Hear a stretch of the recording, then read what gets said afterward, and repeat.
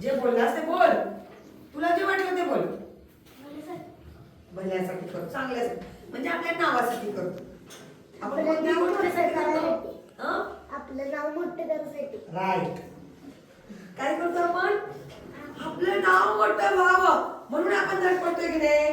मग तुम्ही अजून लहान आहे पण तुमच्यापैकी प्रत्येक जण महान बनणार पक्का. आपल्याला सगळ्याला लय मोठं व्हायचंय आणि ते मोठं व्हायचं असेल तर आपल्या अंगात मधनच काहीतरी वळवळतं.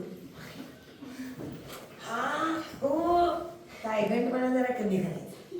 काय करायचं? कायगंडपणा आहे का नाही जरा कमी करायचा. चिडाचिडी बंद करायची. घरचं वातावरण कसं पण असू द्या तुमचं, मला देणं घेणं नाही.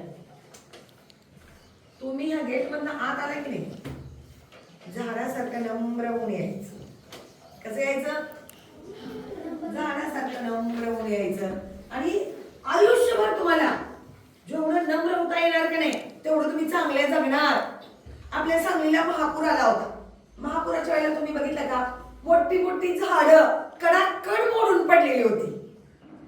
पण जे लवाळे होते की नाही, लवाळे आणि छोटी छोटी खुरटी रुपटी ज्यांना वाकता येतं पाण्यात, म्हणजे पाण्याचा लोंढा आला की जी पटकन वाकत होती ती सगळी झाडे जगलेली आहेत.